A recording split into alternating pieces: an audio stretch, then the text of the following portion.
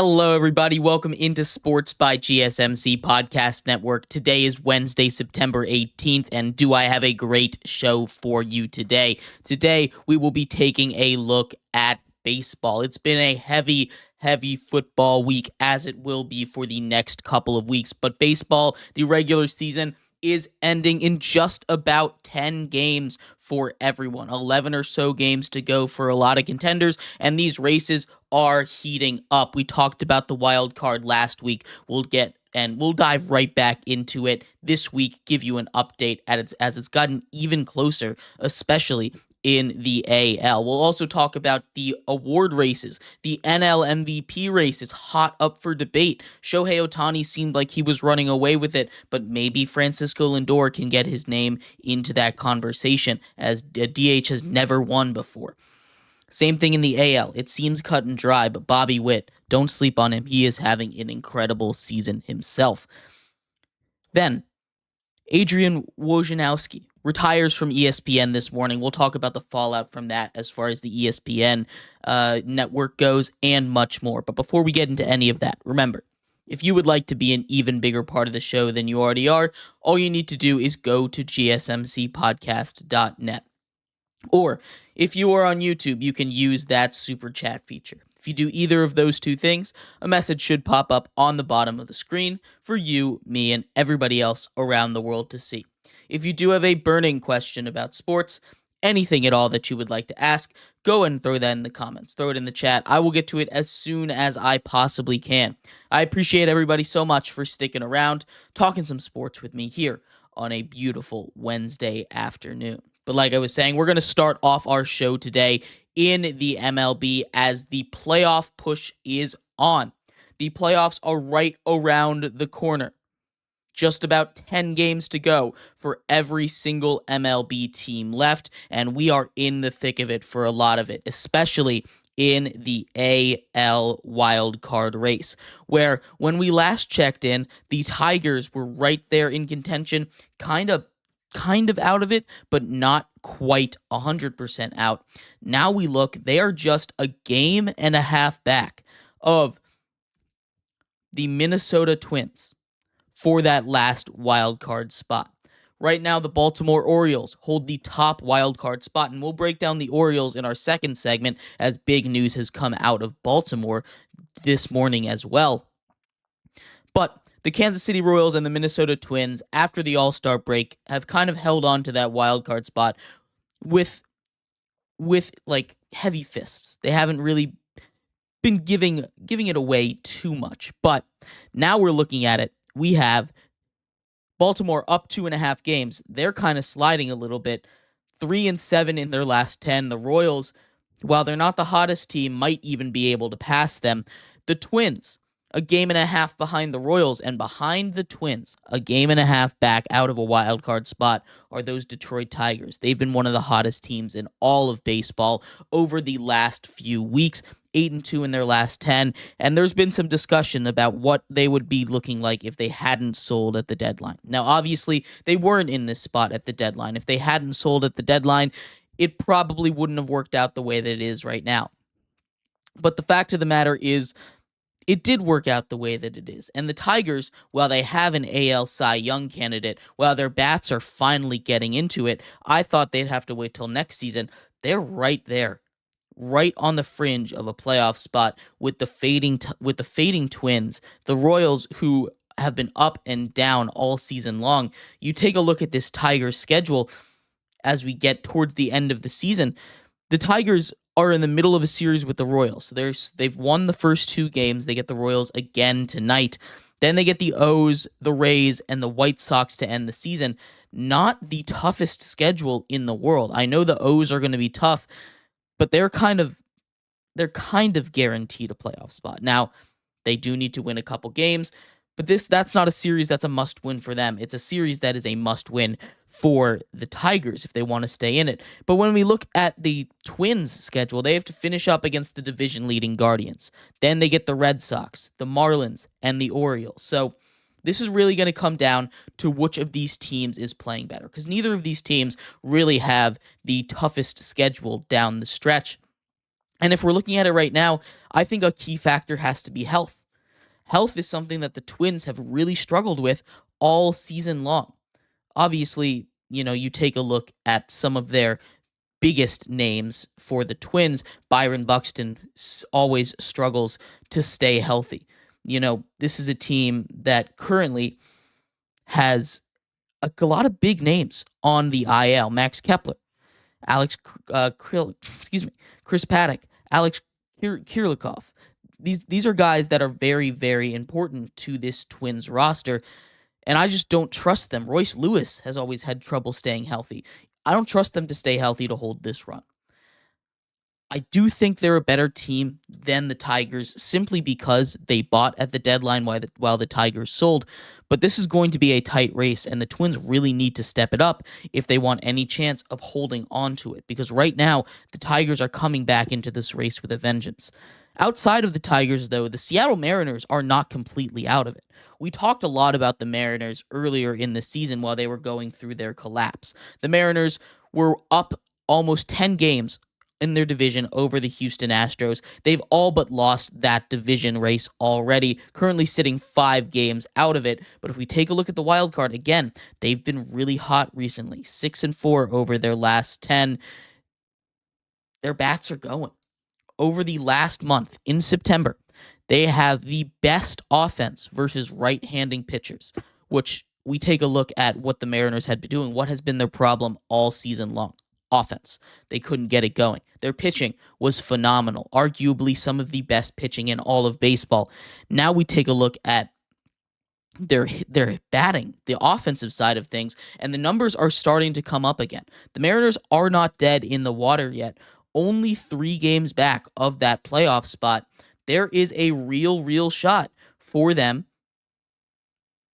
to make some noise in the wild card. Again, only about 10 games left. We take a look at their schedule, and they do have to deal with injuries. They just lost one of their most productive bats in Victor Robles with a hand injury. He's day-to-day, but they don't have an easy schedule down the stretch.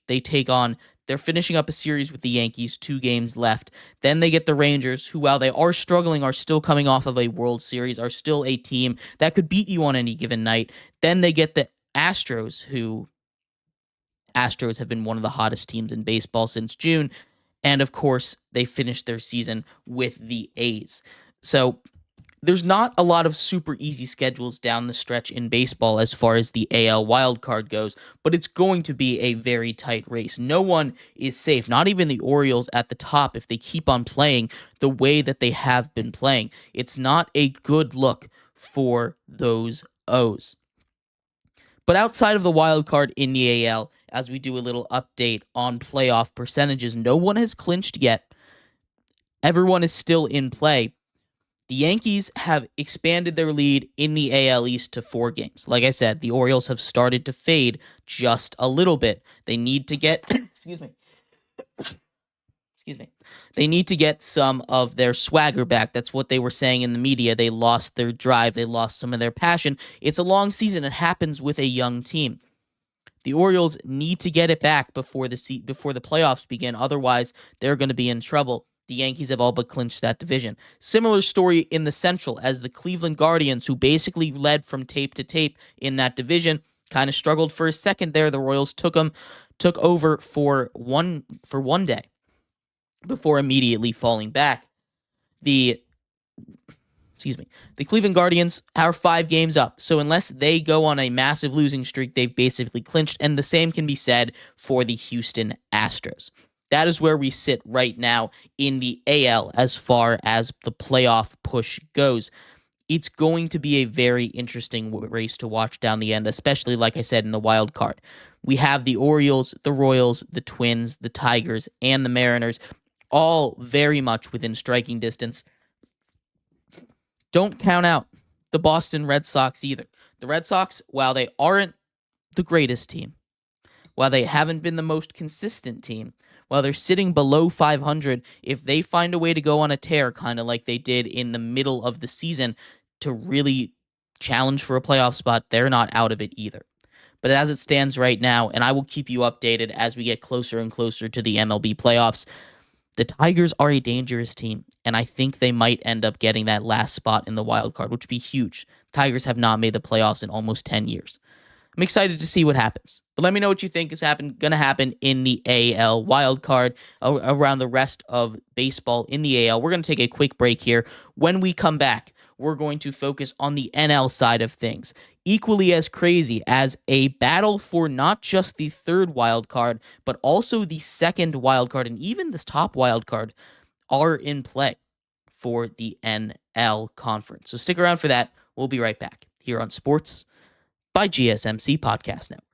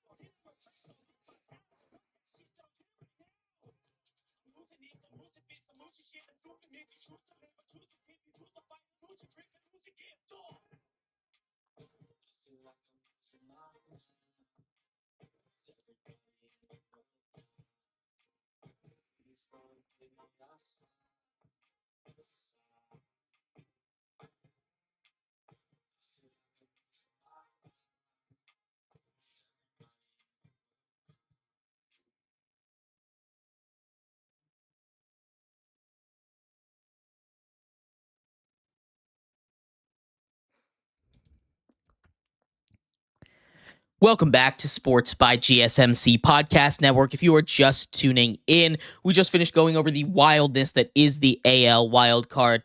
Lots of stuff, lots of craziness. The Tigers could maybe even sneak in there at the end. We're going to take a look at the NL here in a second. But before we do, remember, if you would like to be an even bigger part of the show than you already are, all you need to do is go to gsmcpodcast.net. Or if you are on YouTube, you can use that super chat feature. If you do either of those two things, a message should pop up on the bottom of the screen for you, me, and everybody else around the world to see.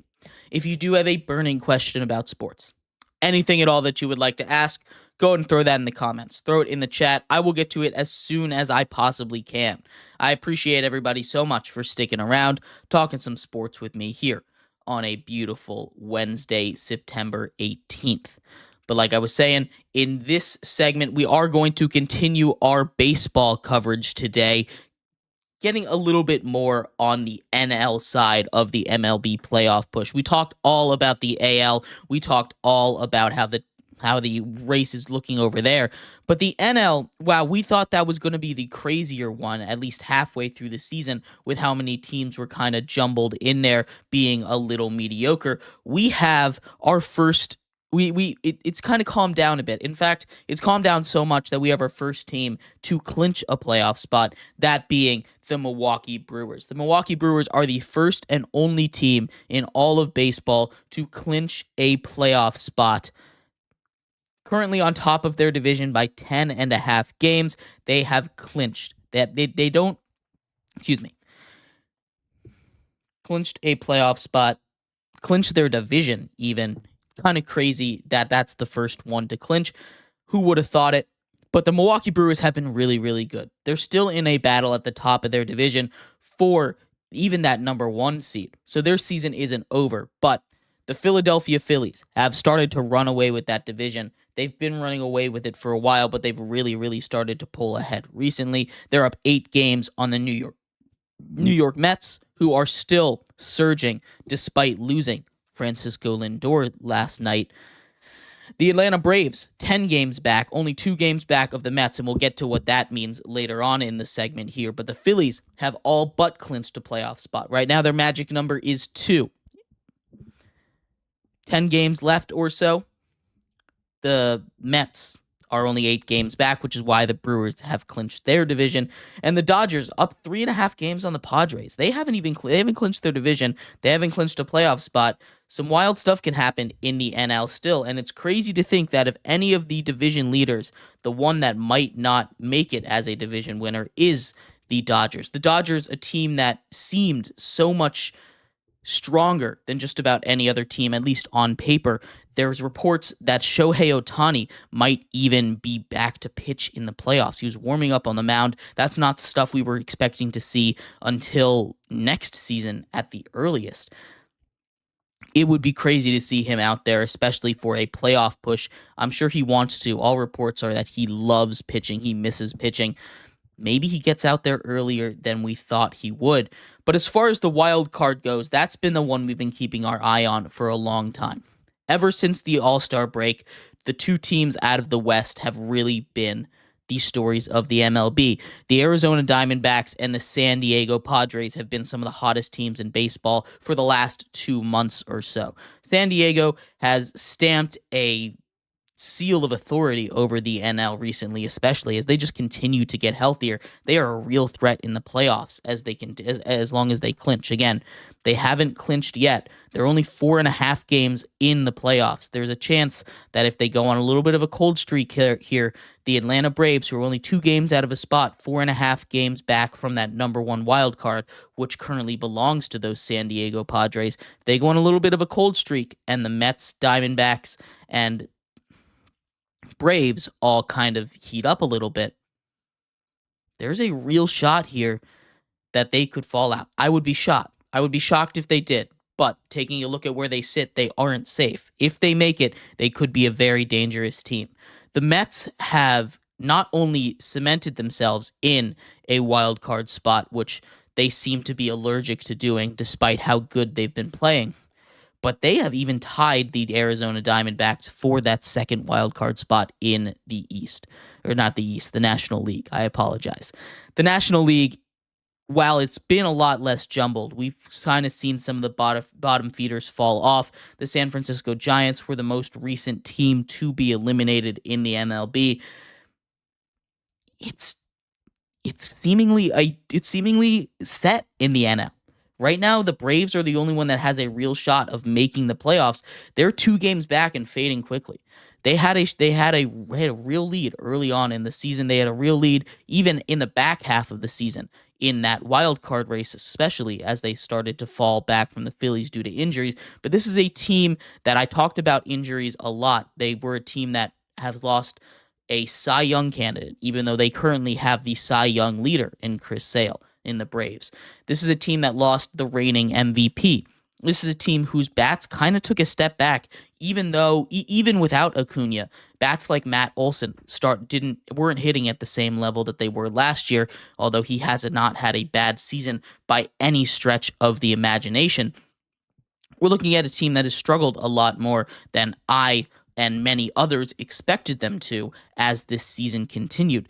The Braves are fading fast, but they're still in it. Like I said, just about 10 games to go in this season. If we look at the calculator ESPN has on here for playoff percentages, the Braves currently sit at a 51% chance to make the playoffs. So a better shot than not that they will make the playoffs, although honestly, I disagree with that math because, I mean, there's only 3 wildcard teams, and the divisions are all but locked up. It's giving a 71% chance to the Mets, a 77% chance to the Diamondbacks, a 99% chance to the San Diego Padres. So where that leaves the Braves a 51% chance to get in, I am not sure, but that's the fancy math for me. I don't understand it. They have their own playoff calculator for you, but this should be a lot of fun down the stretch. There are a couple of very compelling races and none more compelling, like I've been saying, in all of baseball than that wild card race in the NL. It's getting close. The Braves, I think, are just going to miss it as they're starting to fade. 3 losses in a row stings. Now they're 2 games back. We'll see what happens, though. These wild card races could be really interesting as we get down the stretch. We're going to take a quick break here. When we come back, we are going to start talking awards. We're going to start talking NL MVPs. We're going to start talking AL MVPs. We're going to start talking Cy Youngs on both sides and more. But before we do this, excuse me. So come back for that. Okay, we're going to take a quick break here on Sports by GSMC Podcast Network.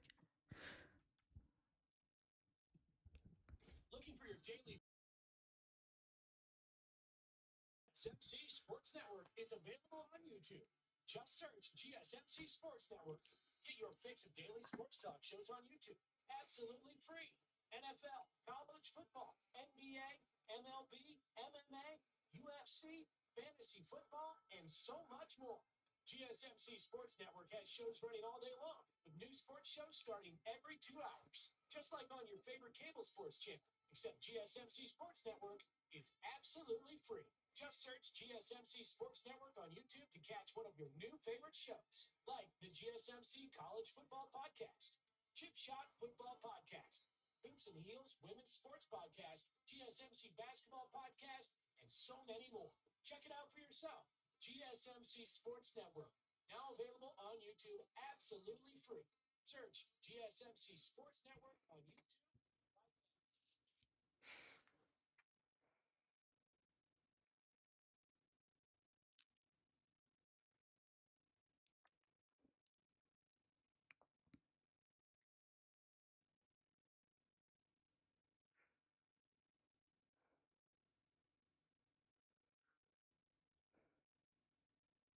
Welcome back to Sports by GSMC Podcast Network.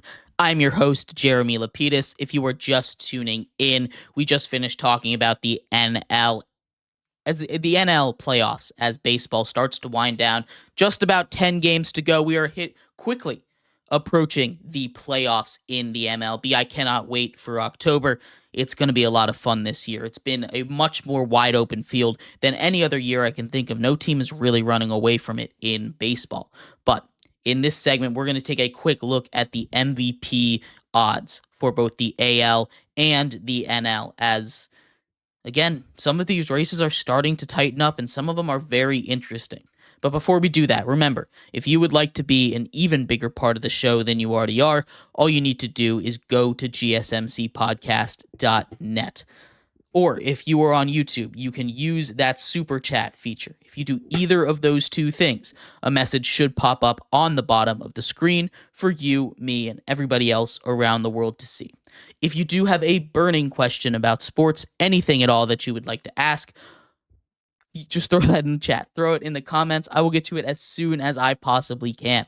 I appreciate everybody so much for sticking around, talking some sports with me here on a beautiful Wednesday, September 18th. But like I was saying, in this segment, we are going to get into the MVP race. An MVP race that seemingly has been decided for both of these conferences for a while, but as the year continues, especially in the NL, we have questions start to reign. So we're going to start off in the AL before we get over to the big question of the MVP award in baseball. Starting in the AL, it's basically been Aaron Judge's award to lose, and he has done nothing really to lose it. Aaron Judge has been just amazing. One of the best hitters on the planet all season long, even better than his 2022 year. Currently, Aaron Judge is better. Better than when he had 50 home runs. Aaron Judge is currently hitting 323 with 53 home runs, 136 RBIs. His OPS over 1,000, 1.149. That is ridiculous. He has been the best hitter on planet Earth by a pretty wide margin. We take a look at his rankings. He is first or second in every major batting stat, and that is simply because the one that he is competing with, who might be having the greatest shortstop season in the history of baseball, Bobby Witt Jr., is right behind him. Bobby Witt is hitting 331, 32 home runs, 108 RBIs, 984 OPS, not the otherworldly numbers, but he's beating Aaron Judge in average, which is why Aaron Judge does not have that triple crown right now, which is one of those rare achievements that doesn't really mean much, but is a nice thing to hang on your wall. Bobby Witt is amazing. You take a look at his F4, he's the fourth best shortstop in the history of baseball with this season, and he's still got 10 games to go in the midst of a playoff push. While I don't think it's going to make a difference in the MVP race because of just how good Aaron Judge has been, he deserves to at least be in the conversation.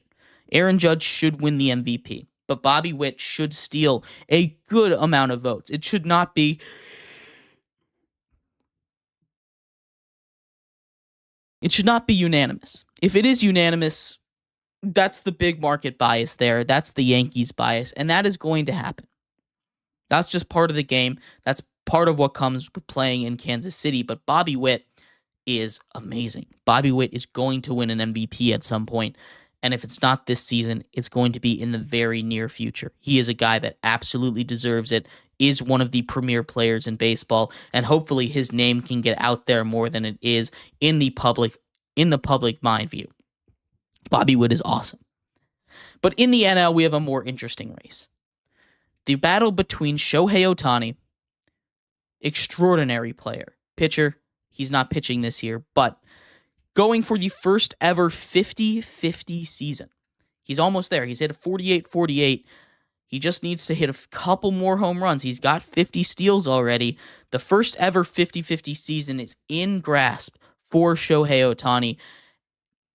I would be shocked if he didn't do it. I'd be shocked if he didn't hit 2 home runs in the next 10 games. That's how good Shohei Ohtani has been.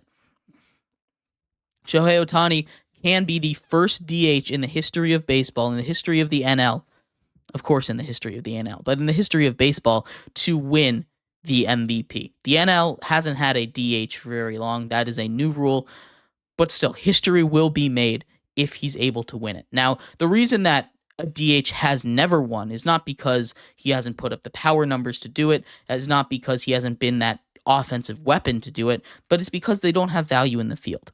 And when you have two guys, take Francisco Lindor, for instance, of the New York Mets, a guy that has almost single-handedly pushed the Mets from the basement of the NL East, lower than the Nationals at one point, to in the playoffs.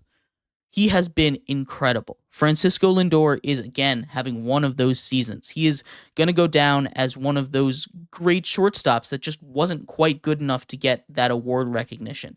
He is currently, what he's done this season has made him the first shortstop to ever have 3 20-20 seasons in the history of baseball. Not something that you can ever look back on. Francisco Lindor is amazing, and he is someone that has catapulted himself into NL MVP discussions, and it started to become a real debate. How much does defense matter? Because currently, Francisco Lindor is a Silver Slugger, is an MVP candidate, and also is playing Gold Glove level defense at shortstop. Shohei Ohtani just hits the ball. He's a DH and a DH only. Now, that is because of injury. That's because he can't be pitching. And I think if Shohei Ohtani was pitching and having this kind of season, the MVP is his no matter what. But man, Francisco Lindor is really making him run for his money. Now, Francisco Lindor has just gotten banged up. I don't know how bad it's going to be, and he needs to have a great last week to continue to push this discussion. But it feels like a 50-50 season is that if that is something that Shohei Ohtani can do, is going to seal his fate as that runner-up. Francisco Lindor, I think there needs to be a real discussion about it, though. But he is in the driver's seat for a potential NL MVP come from behind, steal it from Shohei Ohtani. It's going to be tough to win one in the NL for a while, because this is Shohei winning one just as a DH. Imagine when he starts pitching. I don't want to think about it, honestly. It's gonna be crazy. It's gonna be fun. I can't wait to see what happens. I was very much on that Shohei Ohtani train, to be honest with you. But the more and more I see Francisco Lindor push his team over where it should be, the more I kind of want to switch my personal vote over to Francisco Lindor. For now, it's still on Shohei. If he can hit 50-50, it's going to be his. But if he falls short of that, say he only hits 49 home runs, and I know that's kind of splitting hairs. I know it is, and I know it might be a dumb argument, but those kind of even numbers do mean something. Almost a 50-50 isn't the same as a 50-50, and maybe then a 30-30 season with Gold Glove defense pushes him over the limit. But I'd love to hear your thoughts on this. Who wins the NL MVP? We're going to take a quick break here. When we come back, we will be breaking down the Cy Young Award. There's some very interesting stuff coming out of the AL, and I would love to hear your thoughts on that. But we'll be right back, talking that and more on Sports by GSMC Podcast Network.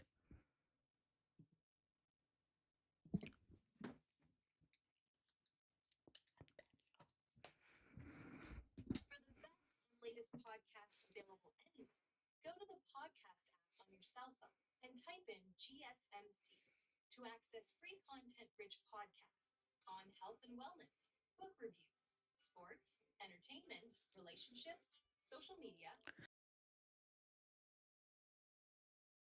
news. Subscribe and download the GSMC Podcast Network's family of shows, available everywhere podcasts are found.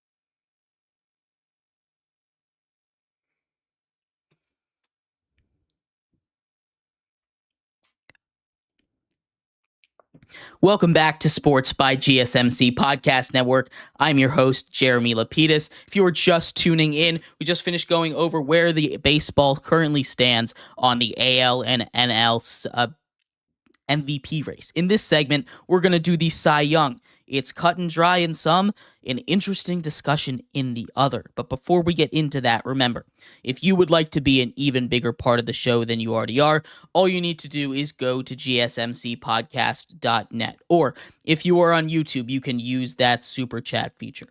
If you do have a burning question about sports, anything at all that you would like to ask, go and throw that in the comments, throw it in the chat. I will get to it as soon as I possibly can. I appreciate everybody so much for sticking around, talking some sports with me here on a beautiful Wednesday afternoon. But like I was saying, we are going to get into the Cy Young discussion, and I think this one is especially interesting, especially in the AL, because we have the chance for the first time in 20 years, in 21 years, for a reliever to win the award. And I think that case is better than you think.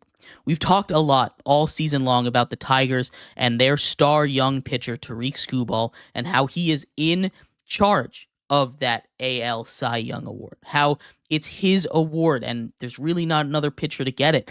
And you take a look around the usual suspects in pitching world, the starters, there's not really another AL starter that's up there. Maybe you can say Corbin Burns with the Orioles, but he hasn't been his same self as consistent all season long. Maybe you could go down and get one of the Mariners pitchers like a Logan Gilbert or a Luis Castillo, but that's more of a rotational strength than a single pitcher carrying it. Tariq Skubal has been basically since day one the guy in the AL. But an interesting question comes in. The last time we saw a pitcher win the Cy Young that was not a starter was in 2003. 2003. Back all the way back then when Eric Gagne won it for the Los Angeles Dodgers with an ERA of 1.2. 55 saves. It's a lot of saves. It's a really good number. But if we look at it this year, the guy who's currently second in MVP odds in the NL is Emmanuel Clase. And for my estimation, I think he should win Cy Young. I think Emmanuel Clase, the closer for the Cleveland Guardians, should be the AL Cy Young Award winner. Is it going to happen? Probably not. But you don't get to put up a .65 ERA on the season and don't get credit for it. He has been incredible all year long. a .65 ERA, a .65 WHIP, 4.2 WAR as a closer is ridiculous. His strikeout to walk ratio is 7.9. He's only walked 8 batters all season long, only given up 5 runs. Currently at 46 saves, so he's probably not going to hit that 55 mark that Eric Gagne did, but he has half the ERA. He's most likely going to hit 50 saves as long as the Cleveland Guardians keep on playing the way they are. And there's no reason not to look at what he's done and respect it. He is, without a doubt, the best pitcher. If I am looking for the best pitcher, I am taking Emmanuel Clase. And honestly, it's not that close. Look, Tariq Skubal has been awesome. Tariq Skubal has been so much fun to watch for this Tigers team. But you take a look at his numbers and it's not blowing you away. It's awesome. 2.5 ERA, 16-4. Wins are not a pitcher stat. I'll say that again. 214 strikeouts, a whip under 1. That is awesome. Those are great numbers. He's not leading the league in any of those. I think it and you know who's beating them? You know who's beating him in that? It's Emmanuel Clase. That's who it is. And I want to give him his flowers because he has a great season. I really do. And starters get the buzz for a reason. You take a look at what he's been able to do this season, winning 16 games with a Tigers team that hasn't been the greatest. A 5.8 WAR season, still really good as a pitcher. But what Clase has been able to do as a closer, an ERA under 1. I don't think there's a way for me to frame this that says how ridiculous of a stat that is. That is not something a normal person should be able to do. I shouldn't be able to look out and see him give up in almost 80 in 63 appearances. He's given up 5 runs. In 63.1 innings, he's given up 5 runs. That's not a normal thing to do. He's putting up video game numbers right now, and Tariq Skubal is putting up really, really good pitcher numbers. It's not going to go to Class A. It probably isn't going to go to Class A. But if I had a vote, he would get my Cy Young vote, and I don't think it's particularly that close. In the NL, it's a bit of a different situation. Chris Sale basically has run away with that award. The Braves always seem to do this, don't they? The Braves trade for just a random guy, get Chris Sale for just about nothing from the Red Sox. His career circling the drain. He hasn't been good. His injuries have been killing him. He comes in there and just starts dominating. Chris Sale is going to win the MVP in the NL. That one isn't a very close race. You can talk about Zach Wheeler, but Chris Sale's flat out point blank been a better pitcher than Zach Wheeler has all season long. And as long as nothing crazy happens down the stretch, as long as he doesn't start imploding, not even being able to get through an inning in these last 2 starts of his, it's his award. This should be a fun race, especially for the AL. I'm really curious how that's gonna turn out. I really do think Emmanuel Clase deserves to win that award. But let me know what you think. I would really love to hear your thoughts on this. I think it's such an interesting proposition when you talk about between the differences between a closer and a starting pitcher. You talk about how that value makes a difference. It's kind of like the NL MVP award with how much defense matters. How much does innings matter? How much does that workload matter? How much do wins matter? How much does a 16-win season matter? I personally don't think it matters that much. And I think what Class A has been doing, an ERA under 1, is ridiculous. That is not a normal thing to do, and I think that's his award. But let me know what you think. I'd love to hear your thoughts on this. We're going to take a quick break here. When we come back, we are going to go over Woj retiring. Or excuse me, we're going to go over the O's a little bit because Craig Kimbrell, I'm sorry, I've lost track of what we're doing. We're talking about Woj next. Stick around for that. We'll be right back here on Sports by GSMC Podcast Network.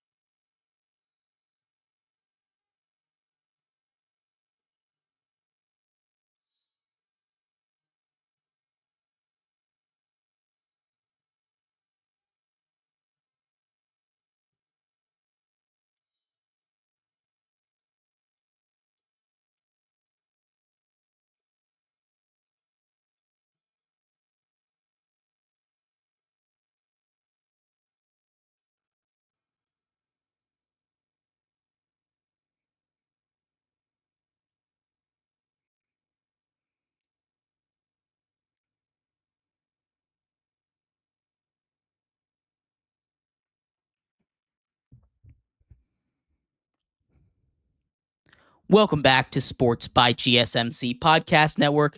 I'm your host, Jeremy Lapidus. If you are just tuning in, we just finished going over the Cy Young race in baseball. It has been a very interesting race, especially in the AL. I really think a reliever should get it. I think Emmanuel Clase deserves it for the season he's been able to put together.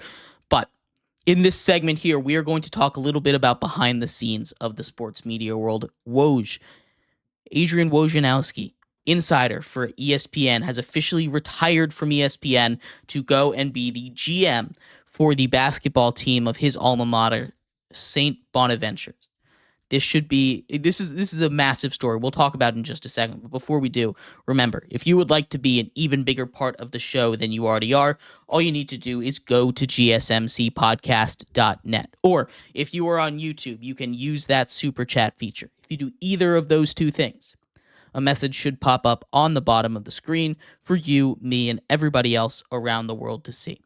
If you do have a burning question about sports, anything at all that you would like to ask, go ahead and throw that in the comments. Throw it in the chat. I will get to it as soon as I possibly can. I appreciate everybody so much for sticking around, talking some sports with me here on a beautiful Wednesday, September 18th. But like I was saying, in this segment, we will be going over Woj. Woj has officially retired from ESPN. He spent 37 years as an insider, a lot of that with Yahoo. He has broken some of the biggest news in the history of basketball. He officially retires from ESPN today to go and join his alma mater, St. Bonaventure, as a GM. It's an interesting role, not something I had heard of before in college basketball. A GM of college basketball. It should be interesting to see what happens here. The big fallout here is with ESPN rather than with Woj. Woj is going to go do his thing. He's made his money. Happy for Woj, honestly. But now we wonder what happens with ESPN, and especially basketball coverage, as the NBA season really is right around the corner. On just about a month from now, the NBA will tip off its 2024-2025 NBA season. And they won't have their insider. This leaves the insider game with just basically Shams. Now, ESPN is going to be scrambling, and there's a lot of theories for what they're going to do. Maybe this leaves room for a bigger role for Stephen A. Smith. And as much as Stephen A. Smith is a great personality, I don't think ESPN wants him to have a bigger role in basketball than he already has. I know Stephen A. Smith wants it. I know Stephen A. Smith wants to be on everything, which is a great thing to have as if he's going to be your main guy on the network. But as far as covering it, and maybe I'm a little old-fashioned here, but I think ESPN has gotten away a little bit from reporting and gotten a little more into the personality side of things. And that's not necessarily a bad thing. There needs to be a good mix. But the network has gone from, Suits to McAfee and Stephen A. Smith, which again, I think they needed a switch. I think getting more towards that side of things is better, but you need to also be able to cover the news. You also need to be able to deliver to the people the actual news, not the personality of it. And that's part of it. It's entertainment, but it's also a news network at the same time. And I don't know. That's just something that they're going to figure out. Maybe they go out and they send Shams a whole bunch of money like they did with Woj to get him to join ESPN. Shams' contract is expiring with The Athletic. The one question is, ESPN has its own sports book. ESPN and Shams is currently partnered with FanDuel. Is there a way for him to get out of that? How long that contract is left with? What does ESPN's coverage of the NBA look like? Because so much news needs to be broken, and they're not going to have that source anymore. Woj was that source. Now they don't really have a guy that these GMs, these coaches, these players are going to give their news to. It's all going to go to Shams now, which is going to be an interesting dynamic for ESPN. I'm very excited to see how this goes, honestly. I'm not sure what's going to happen with the future of ESPN basketball. They're going to go get someone, and maybe it'll be Shams. Maybe they have an insider that nobody knows about that's just going to pop out of the woodwork and take Woj's job. But congratulations to Woj on an incredible career. You're going to, I mean, sure, he's going to do great things with St. Bonnie's with the Bonnie's basketball team over in St. Bonaventure. Good luck with your GM position. Go have fun. 37 years in that industry can't be fun. I can't imagine being an insider, honestly. It doesn't seem like a job that that most people would like doing. The hours that has to be. You got to be up for everything. Woj was consistently breaking news at like 3 a.m. Kind of ridiculous what he was doing, but congratulations to him. Congratulations to St. Bonnie's on getting a big name. Maybe that can really help their basketball team. But let me know what you think of this retirement. I'd love to hear your thoughts. And thank you, everybody, so much for tuning in to today's episode of Sports by GSMC Podcast Network. I've been your host, Jeremy Lapidus. We'll be back tomorrow, same time, same place, covering all of the biggest news around the world of sports. Maybe we start a little bit of preview for the NBA, maybe a little bit of preview for hockey coming up soon. And, of course, college football and the NFL. We'll do predictions for that on Friday. But join me tomorrow and Friday for all of that. I appreciate you guys all tuning in, and I'll see you then. Have a good one.